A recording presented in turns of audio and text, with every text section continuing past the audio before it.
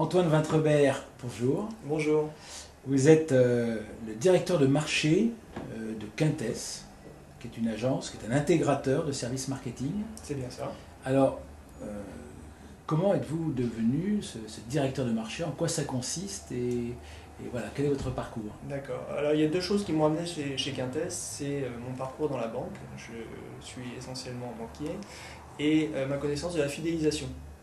Euh, donc j'ai démarré ma carrière à la Société Générale dans le réseau où j'ai été responsable marketing opérationnel. Donc j'ai été responsable des partenariats, du marché des jeunes. Et puis ensuite j'ai fait un peu d'animation commerciale pour une population de directeurs d'agence, de responsables de clientèle. Et ensuite j'ai rejoint la stratégie et le marketing de la Société Générale où je me suis occupé du package Jazz et du programme de fidélité Filigrane qui est bien connu dans le milieu bancaire. Voilà, et des Oui. clients. Après un passage aux banques populaires où je me suis occupé du marché des fonctionnaires et des conventions de compte également, j'ai rejoint Quintess comme directeur du marché des banques nationales. Donc il y a 3 ans maintenant, pour m'occuper du marketing et du commercial des programmes de fidélisation. Dans le domaine bancaire. Dans le domaine bancaire, puisque c'est mon expertise première. D'accord. Donc Quintess, c'est un intégrateur. En deux mots, Ouais. c'est une entreprise qui a été créée quand? Alors, il y a une vingtaine d'années que Quintess a été créé. Donc on est spécialiste de services marketing. Et en deux mots, quand on parle de notre activité, on parle d'ingénierie marketing. L'ingénierie marketing, c'est l'accompagnement de nos clients tout au long de la chaîne de valeur relationnelle. Donc on les conseille sur des dispositifs relationnels, on s'occupe de la conception de ces programmes, de ces dispositifs, et puis ensuite la spécificité de Quintess, c'est de les mettre en œuvre. En fait, on intègre toute la chaîne de valeur relationnelle, du conseil jusqu'à la logistique, la relation client, l'informatique, les services marketing. Les Voilà. bases de données, Les bases de et données, en tout particulier ça. la fidélisation. Et en particulier la fidélisation, et donc on travaille pour les grandes banques françaises du CAC 40 ou pas d'ailleurs, mais la Alors c'est Société une période Générale, particulière pour vos clients la actuellement. BNP, etc. Oui, évidemment, il y a une actualité chargée avec des économies à faire, des questions qui se posent sur le changement de comportement des clients, la défiance vis-à-vis des banques. Donc c'est vraiment quelque chose qui agite les directions marketing de nos clients. Alors ça me ramène à ma question classique lors de ces interviews, c'est qu'est-ce que c'est qu'une bonne relation client pour une banque? La bonne relation client aujourd'hui, c'est une relation multicanale. On voit aujourd'hui que les banques font de grands efforts pour aller au-delà de l'agence, même si elles donnent la priorité toujours à l'agence et au conseiller de clientèle qui gardent une position particulière. Mais les CRM, Internet, le mobile prennent une place de plus en plus importante, et particulièrement aussi dans les programmes de fidélité. Donc là, on voit quand même que la tendance se renforce. Alors comment est-ce qu'on juge que cette relation client, cette politique de relation client est réussie? Alors, je me rapporte toujours à la fidélisation parce que c'est le côté que je connais plus. Hein. Mais en ce moment, on juge que c'est réussi si il y a des preuves du fait que la relation soit multicanale. Parce que les programmes de fidélité restent assez traditionnels. On a des catalogues papier, on a des cadeaux physiques. Et donc avec les banques, on travaille à la dématérialisation de pas mal de références cadeaux, de récompenses, des échanges aussi, pour prouver cette relation multicanale. Mais alors, est-ce que vous voulez dire que une relation est réussie dès lors qu'elle est multicanale? En tout cas, elle permet aux clients de choisir celle qu'ils préfèrent. Oui. Et dans ce sens, en fait, on donne la main au client, au moins, on lui donne tous les outils possibles pour qu'il choisisse la meilleure relation, la relation qu'il choisit selon son mode de vie, selon ses usages, s'il est souvent chez lui, etc. Donc ça veut dire que vous acceptez, vous recommandez à vos clients d'accepter l'idée d'une bascule dans la relation, d'une position où l'émetteur était la marque, à une position aujourd'hui où le consommateur est un peu à leadership et va faire son choix, s'orienter et exprimer son attente de la manière qui lui convient. Exactement. Donc ça, de toute façon, on le voit dans les études, le client ne souhaite plus se voir imposer les choses. Il a un certain degré de connaissance parce que au-delà de ses relations, il a Internet, il va sur tous les sites, il y a une conversation entre tous les clients, mais quelle que soit la banque. Et donc ça, c'est une réalité qu'il faut accepter. Les banques doivent alors ça vient petit à petit, mais doivent intégrer ça. Donc, est-ce que ça, c'est pas un discours? Parce que est-ce qu'on n'a pas en réalité un banquier qui continue d'avoir la main à la fin, parce que c'est lui qui va dire s'il prête ou s'il prête pas, s'il autorise le découvert, si... C'est sûr. Donc je peux choisir le chemin par lequel je vais le voir, mais à la fin, est-ce que c'est pas toujours lui qui finit par avoir raison? Non, mais je suis d'accord avec vous, ça c'est un processus qui va mettre longtemps à se mettre en place. Mais toujours est-il qu'on voit des nouveaux acteurs, on voit des comparateurs, on voit des acteurs spécialisés. C'est que les bons clients, eux, ils sont en position de choisir. Alors les bons clients, ou même, ce qu'on entend par bon client, c'est quoi? C'est peut-être un client bas de gamme, voilà, mais un bon client, ça peut être aussi un client qui paye beaucoup d'agio ou qui fait beaucoup de crédit dans la banque. Donc il y a ça aussi, il y a des acteurs spécialisés dans le crédit qui sont là au bon moment et qui vont retirer cette partie du business à la banque. Donc de plus en plus, le client va se trouver en position de choisir au lieu de tout confier à la même banque. Ouais, donc ça, c'est une... Il y a un paradoxe qui va finir par dire, je suis un client, j'ai pas d'argent, je suis tout le temps à découvert, quelles sont les offres que vous pouvez me faire et on va... chez qui je vais me faire taxer, c'est intéressant. Mais donc ça, c'est quelque chose qui est... Je pourrais monnayer le fait que je suis un client insolvable, peu solvable. Non, mais alors, on n'est pas dans les cas extrêmes, de surendetté, etc., mais il ne faut pas oublier qu'une grande partie des commissions gagnées par les banques sont gagnées par des commissions négatives, on va appeler ça. C'est plus facile de gagner avec du 10% que sur les 0,8%. 10%, les frais de rejet, les choses comme ça. Bon, on voit que le législateur est aussi en train de demander aux banques des efforts. Donc là-dessus, il y a un poids supérieur du client depuis quelques années. On l'a vu, le crédit immobilier, c'est quand même le meilleur exemple. C'est qu'aujourd'hui, celui qui ne passe pas par un courtier aura un moins bon taux que celui qui passe par un courtier. Ça, c'est vraiment... Alors qu'il y a un intermédiaire de plus, on obtient, si je vais avoir mon banquier en direct, j'aurai des moins bonnes conditions que si je vais passer par un courtier. C'est quelque chose qui est ancré dans la tête des clients maintenant. Vous croyez? Oui, je crois. Je ne sais pas si vous avez vu, il y a une preuve aussi ces jours-ci avec le lancement de Before Bank, du Crédit Agricole. Mais quelle est la promesse de cette banque? C'est moi le banquier. C'est moi le banquier. Donc le Crédit Agricole a pris acte que le client faisait lui-même sa décision, et donc il va lui donner les moyens. En fait, il va lui ouvrir son agence, il va lui proposer le bureau du conseiller et les outils, et c'est lui qui va choisir sa propre assurance vie, son propre livret d'épargne. Donc, dans votre première question, est-ce que les banques vont au-delà du discours? Ben oui, le Crédit Agricole va au-delà et crée une banque gérés par les clients, où ils gèrent leur propre portefeuille. Il a effectivement donné la main bien davantage. Il est acteur. Alors ça c'est un... Alors, vous avez parlé de méfiance, ce qui est à peu près l'inverse de la confiance. La défiance, oui. Et la défiance, alors que l'objectif d'une politique de relation client, c'est probablement d'obtenir cette confiance pour avoir un engagement, une fidélité, et au-delà, un engagement du client envers sa marque. Ouais, tout à fait.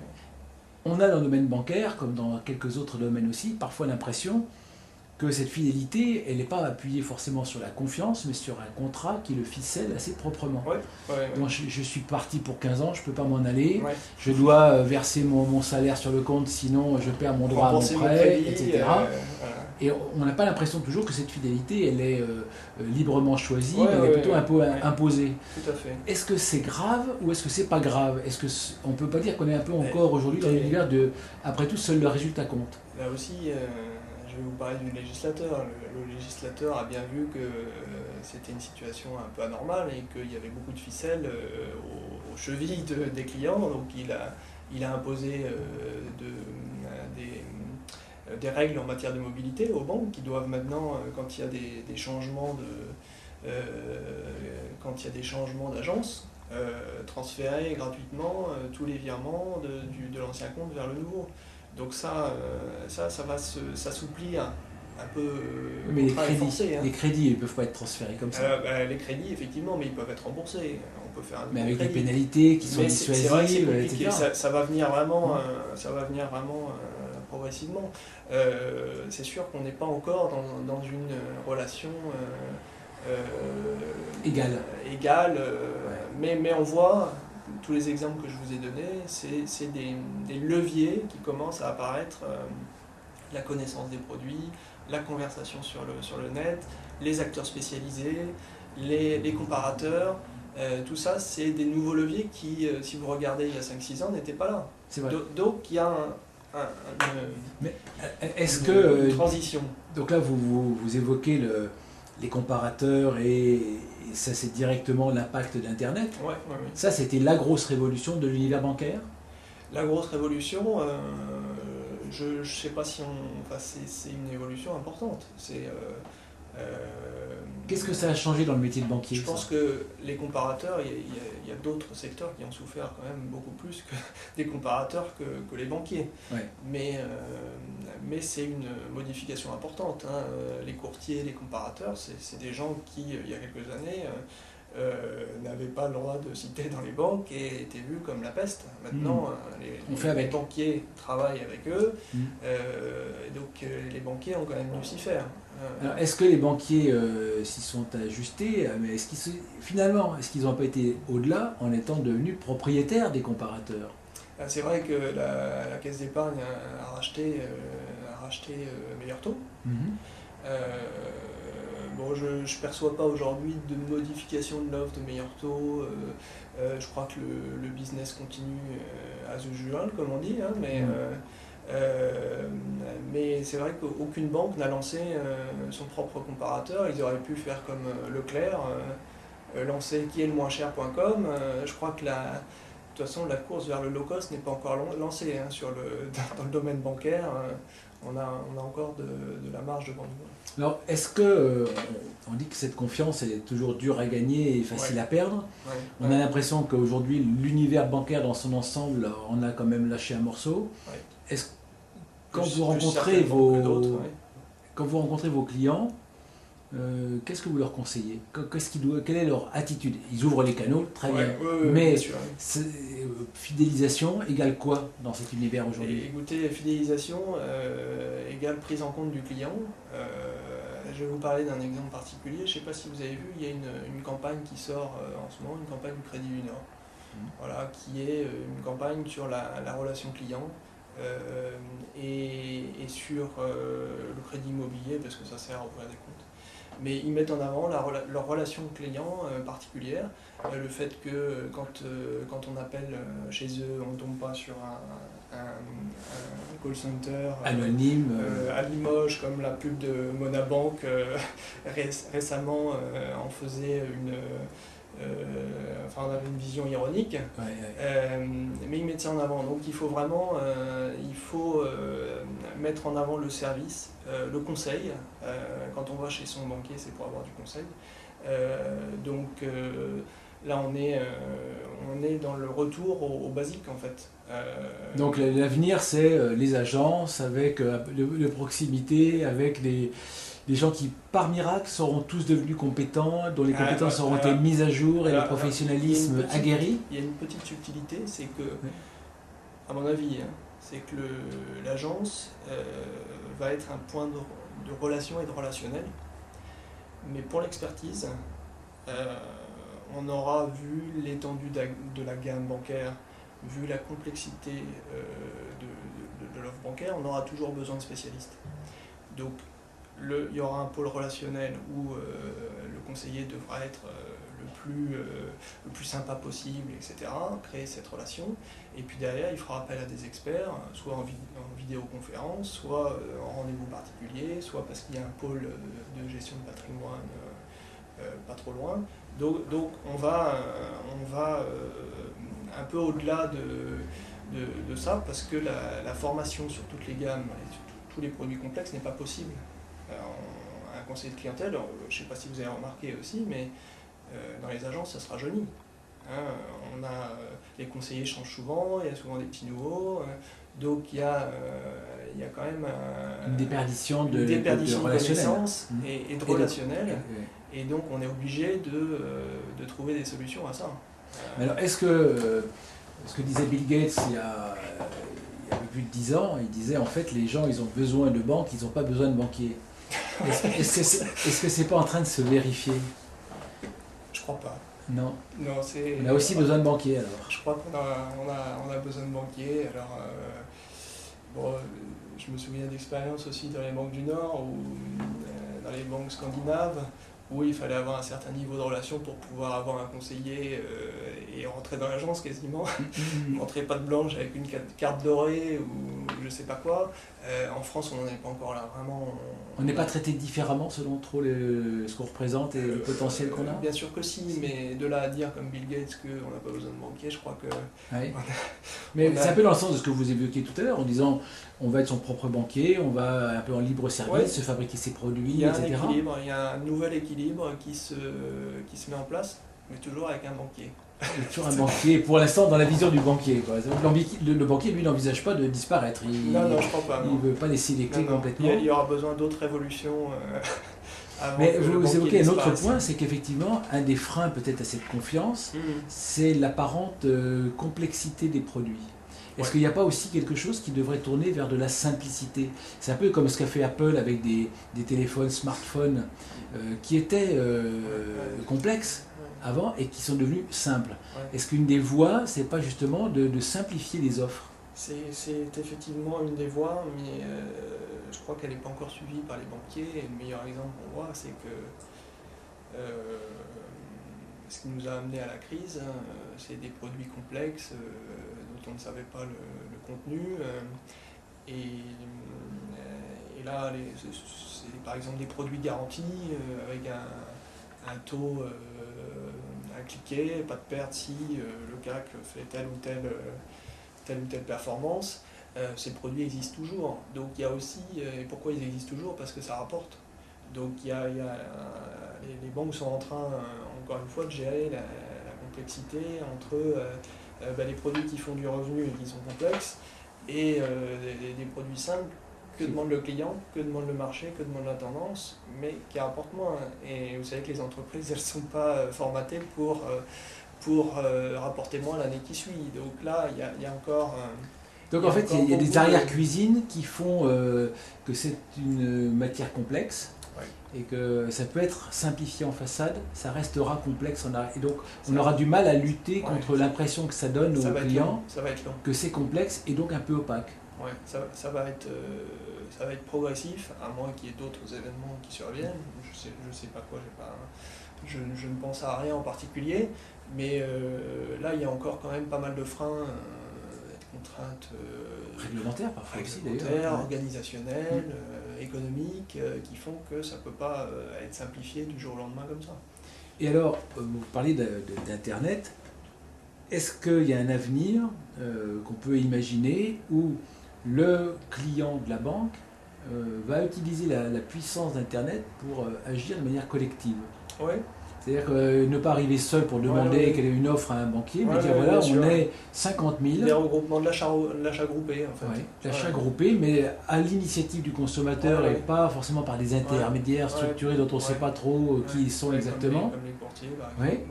Est-ce qu'on ne peut pas avoir des espèces de coopératives de clients générées par Internet? Je n'ai pas en tête, pourtant je suis bien l'actualité bancaire. Je ne sais pas si vous avez noté mon blog. Je tiens un blog marketingbank.fr. Voilà. Alors, donc effectivement, vous êtes dans l'axe. Donc je suis dans l'axe et je suis particulièrement toutes ces nouveautés, ces innovations, mais j'ai pas constaté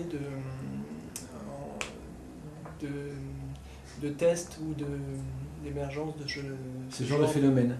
C'est plutôt, aujourd'hui, le consommateur est plutôt dans un axe défensif pour être collectif, ce qu'on appelle les classes actions. Effectivement, on se regroupe pour se défendre contre une mauvaise action de la part d'un acteur, que ce soit un banquier ou un autre acteur. Mais c'est pas de manière volontariste, de manière positive pour créer, faire émerger une offre adaptée. Pas encore. Mais bon, le Web 2.0 pourra peut-être nous donner quelques surprises. Hein. Alors, Internet, qu'est-ce que ça a changé d'autre pour vous dans ces mécanismes de fidélisation? Écoutez, Internet, ça permet beaucoup d'autres choses que les fonctionnements traditionnels des programmes de fidélité. Ça permet de donner accès à de nouvelles offres. Je vais vous donner un exemple. On a travaillé avec une grande banque et un grand opérateur de téléphonie mobile pour permettre aux gens d'accéder à de nouvelles offres. On constatait en fait que les clients ne consommaient pas forcément leurs points parce qu'ils ne trouvent pas forcément le choix dans les catalogues est très normé. Hein. C'est une cafetière, un repas, des choses comme ça. Et là, on leur a permis en fait de transformer leurs points en minutes de télécommunication et SMS. Donc ça, pour tenir compte, il nous a semblé utile de tenir compte des nouveaux usages, le mobile, Internet, etc. Et c'est quelque chose qui finalement était très, très attendu parce que dès les premiers jours, ça s'est classé dans les premières offres distribuées. Parce que simple à consommer. Parce que c'est simple, c'est instantané, c'est moderne et les gens ont besoin de pouvoir d'achat aussi, c'est la crise, mais pas que pour les banques. Il y a une crise économique aussi, une crise sociale. Et les gens qui téléphonent beaucoup ont besoin de rajouter un peu à la fin du mois parce que ils ont un peu, particulièrement les jeunes d'ailleurs, mais ils ont un peu été au-delà du forfait. Du forfait. Voilà, donc c'est ce genre de choses que ça change. Internet, les nouvelles technologies permettent d'élargir. Est-ce qu'il n'y a pas aussi un bras de levier? Parce que on a un peu remarqué que les programmes de fidélisation classiques rémunéraient peu. La prime à la sortie, elle était assez maigrelette. C'est ce qui faisait des cadeaux qui n'étaient pas toujours très valorisants. Est-ce que le fait d'être sur Internet sans avoir les coûts de distribution et le logistique, c'est évidemment. Lève le... Je vous ai parlé de modernité, d'instantanéité, mais l'avantage de ça, c'est un avantage économique. C'est moins cher. On n'envoie pas, on paye pas le timbre. Donc on peut servir davantage de primes aux clients. Évidemment, c'est des primes beaucoup plus accessibles parce que le prix d'un SMS et le prix d'un vélo ou d'une montre, c'est beaucoup plus abordable. Donc c'est intéressant pour la marque qui va faire des économies sur ses frais de fonctionnement et c'est intéressant pour le consommateur qui va accéder plus facilement, plus rapidement. C'est effectivement un levier de générosité. On disait les programmes de fidélisation classique servait du 0,2% de rémunération en moyenne en fin d'année, et qu'on était sur Internet avec une prime qui pouvait plutôt tourner autour de 1 ou 2%. Alors oui, je pense qu'on était plus généreux, quoi. On arrive à augmenter la générosité. Alors notre conseil, c'est de faire progresser plus vite ces offres-là pour pouvoir faire progresser le niveau de générosité plus rapidement, effectivement. Mais c'est pas en mettant une qu'on arrive à multiplier le taux de générosité. Il en faut vraiment beaucoup d'autres et c'est ce que nous on conseille à nos clients, c'est d'aller plus vite dans ce domaine-là. Et puis par exemple un exemple. Le cinéma, au lieu d'avoir son ticket par courrier 5 jours après, le cinéma c'est de l'impulsion. Je vois l'affiche et j'ai envie d'aller au cinéma. C'est pas allez tiens je vais commander ma place, j'ai le coupon. Non, il faut raccourcir en fait toutes ces étapes-là. Et on a mis en œuvre une solution qui permet de télécharger les places sur une carte. Voilà. Et notre projet, c'est d'aller un petit coup plus loin, c'est de mettre ces places-là sur la carte bancaire. Aujourd'hui, le GIE interdit d'autres, le GIE carte bancaire interdit d'autres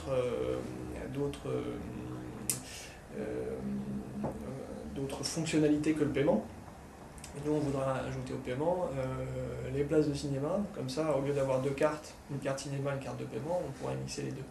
Et il n'y a Ça, pas c'est- des opérateurs télécoms qui seraient d'accord pour mettre ça éventuellement par téléphone? Évidemment, là, c'est sûr qu'on irait droit au Ce but. serait pas le plus simple? Ça serait évidemment le plus simple, mais vous avez noté comme moi la difficulté de tous ces projets, le paiement mobile, le paiement sans contact.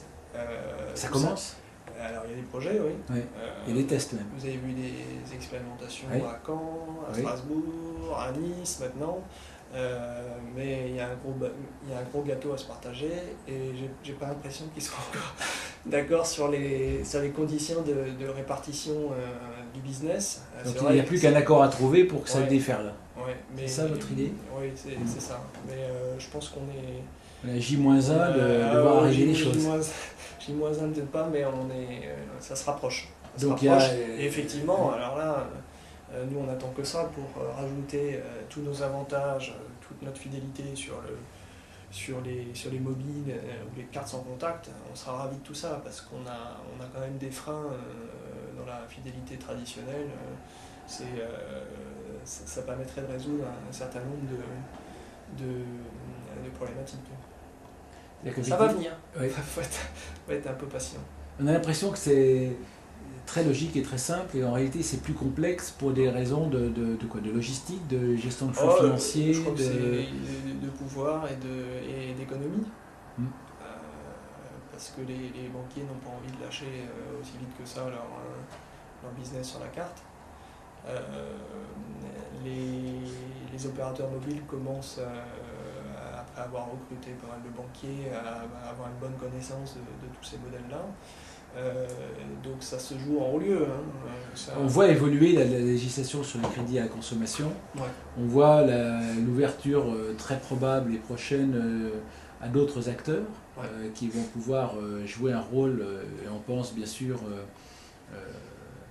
à la grande distribution, aux opérateurs télécoms, à tous les gens qui sont...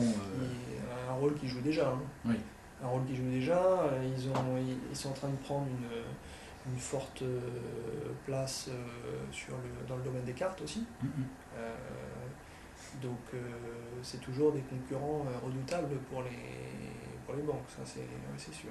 Et donc on a vu émerger il y a 2 ans les problématiques, les possibilités des cartes co-brandées. Ouais. Ça marche comment ça Alors c'est pas un grand succès. On n'a pas l'impression que c'est ça... le miroir aux alouettes et la mayonnaise n'a pas pris. Je pense que on a pris comme modèle les États-Unis, le monde anglo-saxon où ces cartes existent beaucoup, il y a énormément d'expérience. Avec les clubs de sport. Mais évidemment, ce qui explique le succès dans le monde anglo-saxon, c'est ce sentiment d'appartenance que les Américains ou les anglo-saxons ont tous sur leur club, leur école, etc. Et puis il y a aussi une raison économique, c'est qu'ils ont ce sont que des cartes à crédit. Et donc les bénéfices sur le crédit servaient à être généreux sur la fidélité. En France, il y a une totale aversion sur le crédit. Et c'est pas seulement les clients. On s'est rendu compte aussi que les donneurs d'ordre, les annonceurs, ne souhaitaient pas lancer de cartes co-brandées à crédit. Voilà, donc le modèle... Ce sont que les cartes de débit, quoi, en fait. Les cartes de débit. Et sur les cartes de débit, il n'y a pas de la place pour de la générosité et de la récompense. Donc, c'est pas le succès escompté, c'est pas le raz-de-marée escompté. Alors ça a servi beaucoup certaines enseignes parce que les premières ont eu un buzz, énormément de communication. Je pense à la première carte, c'était la carte Fiat 500 Sofinco. Elle a fait un buzz fabuleux, mais je pense pas que la carte était là pour être un succès commercial, fonctionner. Bien sûr qu'elle fonctionne, loin de moi l'idée de dire quelque chose comme ça, mais en tout cas elle n'était pas là forcément pour être un succès commercial à mon avis. Donc il y a toujours des projets, mais là on est surtout sur du remplacement de cartes d'enseignes, des anciennes cartes d'enseignes qui n'étaient pas comarquées, maintenant peuvent l'être, et donc elles sont à crédit. Bon, là aussi il y a une remise en cause puisque la loi Lagarde qui est en discussion, qui devra être mise en place l'année prochaine, impose des conditions quand même plus draconiennes sur la publicité, sur le fait de ne pas payer uniquement à crédit, d'avoir une option uniquement, une première option à débit immédiat sur la carte, de proposer les avantages aux gens qui ont une carte de débit aussi. Donc il va y avoir des changements dans ce domaine-là prochainement. Donc un secteur qui n'a pas fini de bouger. Et de migrer. Oui, et c'est pour les opérateurs de crédit, les établissements financiers, une sacrée remise en cause, parce que le fonctionnement de ces cartes-là est fait sur le fait que les gens oublient de rembourser tout de suite, ou qu'ils oublient d'envoyer leur chèque. Donc il y a quand même pas mal de travail pour ces établissements et de remise en cause. Alors, on a quand même, je ne sais pas si c'est votre cas, on a un peu le sentiment que cet univers de la banque, il a un peu évolué en apparence, mais pas réellement en profondeur dans la culture. On n'a pas l'impression d'une vraie culture 2.0 dans l'univers bancaire, avec une vraie participation du client, avec... On n'en est pas encore là, effectivement. On n'a pas ce sentiment d'un espace ouvert où on collabore. On n'est pas très collaboratif. Par exemple, on n'a pas du tout l'impression d'un fonctionnement sur le mode de la gratuité financée par la publicité, sur le mode de fonctionnement. Ça, on a l'impression que ça c'est complètement à l'écart du fonctionnement. Non, les banques, c'est des gros paquebots qui mettent très longtemps à réagir. Alors on voit des petites expériences. Je pense à la Caisse d'épargne qui fait carte blanche aux internautes pour choisir tel visuel. Je pense à des expériences de plateformes d'échange où les banques essayent de créer la conversation entre leurs clients, les clients et les experts de la banque pour le développement durable, par exemple. Mais on ne va pas aussi loin. Ça fait un peu cosmétique. On n'est pas, oui, c'est pas encore en profondeur dans la banque. Par exemple, votre point de vue. Il y avait une expérience dans une banque nordique il y a une vingtaine d'années qui avait semblé extrêmement réussie et qui faisait que la banque jouait un rôle d'intermédiaire entre ses clients professionnels et ses clients particuliers. Elle disait voilà, je vais vous présenter, si vous êtes un bon client particulier, je vais négocier pour vous des conditions particulières pour vous vis-à-vis de mes clients professionnels. Et je vais jouer mon rôle de centre d'échange, de place de village. Voilà. Alors j'ai entendu parler d'une expérience comme ça dans une banque française il y a quelques mois. Donc est-ce que ça se mettra en place? Je ne sais pas. Mais je pense à la Société Générale qui avait fait ça aussi, qui demandait pour ses clients jeunes à ces entreprises de lui transmettre ses offres de stage ou d'emploi pour les mettre sur une plateforme commune. Je ne sais pas si cette plateforme existe toujours, mais en tout cas, oui, c'est ces choses-là qu'on aurait envie de voir plus souvent pour que les banques nous montrent qu'elles sont vraiment rentrées dans l'ère du Web 2.0. Je pense qu'on ne peut pas dire que ce soit encore le cas. Et est-ce que vous pensez que l'Internet, comme souvent dans la plupart des autres domaines, on voit arriver des pure players qui sont deux jeunes étudiants dans un garage qui raflent la mise en 2 ans, est-ce que dans l'univers bancaire, le Web 2.0 pourrait permettre ça dans l'univers bancaire? Oui, je pense. Il y a 2 choses qui me viennent à l'idée quand je vous entends parler de ça. Il y a l'expérience de Mint.com.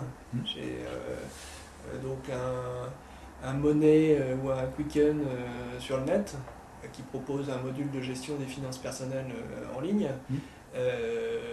sachant qu'il n'y en a plus sur le marché puisque Microsoft a arrêté de le distribuer, c'est vrai. De le mettre à jour en tout cas. Et ces gens-là, sans publicité, en faisant leurs études avec un petit budget, un outil gratuit sur le net, etc., ont réussi à avoir des relations avec toutes les banques des États-Unis, à se faire racheter par Quicken. Donc ça, c'est une réussite phénoménale. Il y a un deuxième exemple, c'est le peer-to-peer aussi. Alors, il y a une expérience en France aussi qui est montée, alors avec beaucoup de réglementaires en France, c'est un peu plus difficile, mais c'est des choses qui peuvent se décoincer tout d'un coup. Et donc, je pense que ça peut arriver dans les prochaines années, une réussite de cette nature. De cette nature. On imagine assez bien, sans voir forcément. Friends Clear. Je cherchais le terme. Ah oui. Et mon collègue, ma connaissance, Jean-Christophe Capelli, qui a lancé Friends Clear, le crédit en peer-to-peer. Ouais. Vous demandez, vous faites un appel au peuple. En fait, c'est plus précis que ça, puisque vous n'avez pas le droit de faire ça en France. Mais il permet, en fait, si un ami ou un parent vous prête de l'argent, de rajouter une garantie juridique d'un acteur tiers, et puis un système de rappel des échéances qui est plus sûr que si vous faites ça chez vous, en passant un billet de la main à la main. Là, il y a un tiers de confiance.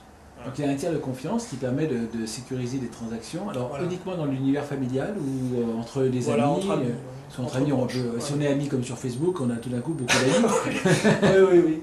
Je ne me souviens pas des conditions exactes, mais voilà, il y a en tout cas des freins réglementaires. Qui seraient levables. Alors on dit, voilà, c'est pas autorisé en France. Pendant combien de temps vous pensez que le système bancaire pourra être contrôlé en France, dans la mesure où on est sur Internet et que je peux avoir tout d'un coup un système monté en Italie ou en Tchéquie ou que sais-je, qui propose un système et je passe... un peu comme les jeux avec les courses à Malte. Donc est-ce que ça, c'est pas l'avenir de la banque pour les Français? Ça serait une banque qui serait plus française? Je crois que là, il y a des enjeux assez forts en termes économiques, en termes d'emploi. Mais que ça ne plaise pas aux banques françaises, c'est peut-être une chose, mais est-ce qu'on ne peut pas imaginer quelqu'un d'imaginatif, situé à l'étranger, qui propose aux citoyens français une solution de finance de leurs besoins? Le peer-to-peer, le crédit entre pairs, qu'est-ce qui vous empêche aujourd'hui de faire appel à un site américain? Voilà, si j'ai un ami suédois qui a envie de me prêter de l'argent à 0,01%. Tout à fait. J'ai jamais testé, j'ai jamais essayé de me faire prêter de l'argent ou d'en prêter à l'étranger. Bon, ce qui est sûr, c'est que dans ces relations financières, on revient un peu au début de l'interview, c'est la confiance qui compte. Oui. Est-ce que on aura confiance dans les Suédois. Est-ce que je vais me faire rembourser? Est-ce que c'est pas trop loin là-bas? Est-ce que ce sont les mêmes méthodes si je demande un prêt à une banque à l'étranger? Est-ce que ce sont les mêmes méthodes de recouvrement? Est-ce qu'il n'y a pas un gros baraquet qui va venir chez moi réclamer mon argent si je fais ça dans une banque de l'Est? Il y a aussi, on a besoin de proximité, on a besoin de... Alors, est-ce que cette histoire de confiance, justement, qui génère de la fidélité, mais ça génère aussi tout simplement le début de la transaction. La confiance, elle sert pour durer, mais elle sert aussi pour commencer. Et finalement, surtout dans le monde bancaire. Oui, et on a l'impression, même pour le commerce en ligne en général, qu'on est quand même un peu comme un oiseau qui n'ose pas sortir de sa cage. On fait quand même de la consommation franco-française. On va plutôt acheter dans des marques qu'on connaît quand elles sont sur Internet. C'est quoi les leviers de la confiance quand on n'est pas une marque connue déjà et qu'on n'est pas forcément dans le pays? Vous avez, imaginons une start-up qui vous demanderait de les accompagner pour démarrer en Allemagne, par exemple. Comment faire pour donner confiance aux consommateurs allemands quand je ne suis pas une marque connue par les Allemands? Là, je pense qu'on est en plein dans le Web 2.0. C'est les pairs, c'est les gens qui vous... C'est le buzz. Early adopters, vous allez les encourager à donner leur avis sur Internet, sur votre prestation. Donc c'est tout cet accompagnement des premiers clients, c'est le fait d'avoir des recommandations, des commentaires, des notes sur les sites de socialisation. Alors les notes des banques, en ligne, par les internautes internationaux. Les notes des banques, écoutez, c'est vrai qu'on demande aux banques d'aller voir ce qui se passe sur Internet, quel est le buzz effectué. J'avoue que moi, quand je vais regarder sur Internet, je vois toujours des exemples sur ma carte bleue ne fonctionne pas, mon conseiller a encore changé, j'en ai marre. Donc je pense que c'est assez difficile de suivre ces notes-là. Je sais que les banquiers ont des études particulières réalisées par des instituts spécialisés. Et c'est plutôt ça qu'ils regardent en fait aujourd'hui. Ils sont encore à l'ancienne époque. Ils vont regarder les forums sur lesquels on parle, où ils vont créer ou favoriser des forums qui disent du bien d'eux, ou qui vont dire du bien. Je pense que c'est extrêmement difficile aujourd'hui, parce que contrôler toute cette défiance, là aujourd'hui, il y en a trop eu l'année dernière pour que ça se passe bien. Alors, moi j'avais remarqué aussi pour ma banque, c'est que quand je tapais sur Google le nom de ma banque, alors, il apparaissait souvent en premier quand même, c'était déjà une bonne chose. Sans que ça soit un lien sponsorisé. Ça dépendait des fois. Enfin, ils arrivaient quand même à être bien classés. Mais ils étaient rarement tellement mieux classés que le syndicat de la banque, qui lui-même, rien qu'en étant un petit peu actif, arrive à être classé juste derrière. Oui, d'accord. Une banque mutualiste, tu imagines? Même pas, non, c'est une de celles que vous avez citées tout à l'heure peut-être. Mais je vais essayer de revenir en arrière. Non. Mais ce qui était étonnant, c'est qu'on voyait que les banques, elles étaient un peu prisonnières d'un carcan réglementaire qui leur impose un format de communication, une validation, une sécurité, etc. Tout ce qui est attaché à cet univers. Et alors que la section syndicale de la banque en question a une beaucoup plus grande liberté de ton, peut bouger de manière être beaucoup plus mobile, donc c'est moins esthétique, mais c'est plus varié et c'est plus mis à jour souvent. Moyennant quoi, ça monte dans les classements. Et donc, les banques risquent d'avoir du mal à vivre facilement avec des établissements syndicaux qui sont hypertoniques et qui sont très présents juste en dessous, et ça donne envie de cliquer dessus, quoi. Et donc, ce contrôle de l'identité Internet pour une banque, comment est-ce qu'ils prennent ça? Parce que dans le phénomène de fidélisation des clients, c'est quand même relativement un des enjeux majeurs de contrôler ce buzz qui peut être parfois négatif. Dans les exemples que vous donnez, je pense que ça ne gêne pas les établissements qu'un soit au-dessus de l'autre, ou surtout que c'est pas forcément... le client demande à avoir accès à sa banque et pas forcément à la section syndicale, comme vous avez souligné. Donc c'est pas très gênant. Ensuite, les banques nationales, elles veillent particulièrement à leur image sur le net. On voit des sites parfaits, on voit des liens sponsorisés qui permettent de passer au-dessus de tout résultat, qui pourrait venir naturellement. Oui, mais juste en dessous... juste en dessous, c'est moins facile à contrôler. C'est moins facile à contrôler, mais il y a quand même une source de maîtrise en mettant des liens sponsorisés. C'est vrai. Après, il y a un gros travail qui est fait aussi sur le référencement, j'imagine, qu'ils achètent des mots-clés, qu'ils se font aider énormément. Évidemment, puisque c'est primordial maintenant, quand on veut consulter ses comptes, on passe par Google, par Yahoo, c'est devenu un automatisme pour les gens. Donc il faut absolument, c'est un peu comme contrôler sa façade de son agence. S'il y a un tag, on va l'enlever tout de suite, quoi. Mais si le voisin laisse détruire sa vitrine et qu'elle n'annonce pas la sienne, on ne peut pas y faire grand-chose. Donc là, c'est un peu délicat. Et dans la relation client au quotidien, est-ce que justement cette évolution quand même qu'on perçoit de l'Internet, de la banque est en ligne, qui travaille son référencement, son classement, son degré d'apparition, est-ce que ça a un impact sur la manière, dont les collaborateurs bancaires sont formés, et de leur attitude par rapport aux clients, que ce soit au téléphone, que ce soit en ligne, etc. Est-ce que l'attitude de la banque, qui, comme vous le disiez tout à l'heure, a commencé à lâcher du lest, à donner un peu la main et la parole au consommateur, est-ce que dans le dur de la relation, c'est-à-dire dans son attitude pour refuser un prêt ou au contraire l'accorder, pour accompagner, pour être tolérant, pour garder le client qu'on a eu du mal à acquérir, est-ce que vous avez perçu une évolution dans l'attitude? Évidemment qu'il y a un changement, parce que cette attitude qui était celle des banquiers il y a quelques années, certains ont voulu la maintenir, des conseillers, des responsables d'agence, etc. Et ils se sont pris des murs, puisque les clients avaient plus d'informations, ils ont pu argumenter et dire « non, votre attitude n'est pas la bonne, ou votre décision n'est pas la bonne, parce que… » etc. Donc ça, c'est un état de fait qui oblige les banques à davantage de transparence, dans leurs conditions générales, dans leurs conditions produits. Donc c'est à la fois imposé par le législateur et aussi imposé par le client qui s'y connaît plus. Donc là, maintenant, aujourd'hui, les conseillers sont plus souples dans leur manière d'appréhender la relation client.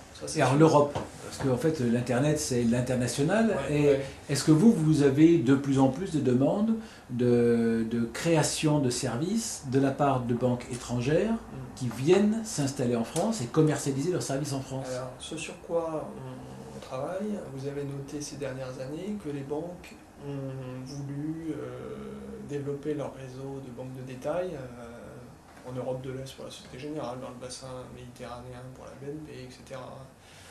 C'est la démultiplication des services français vers ces filiales-là. Ce n'est pas forcément des opérateurs européens qui nous demandent des choses pour la France. Le marché français est un marché difficile pour les étrangers. On a vu quand même pas mal de banques se casser les dents. Oui. Mais Internet n'a pas changé cette attitude, cette vision. Internet n'a pas changé. C'est qu'une banque allemande ne se dit pas tiens, je vais traduire mon site allemand en français, le faire référencer. Ça ne fonctionne pas. Ça ne fonctionne pas. J'ai des amis aussi dans des banques étrangères qui me disent mais l'anglais là ou l'allemand là, il veut que je fasse comme dans son pays, mais il ne comprend pas, il n'a pas compris que la législation, le crédit, on ne pouvait pas le faire de la même façon, etc. Donc il y a un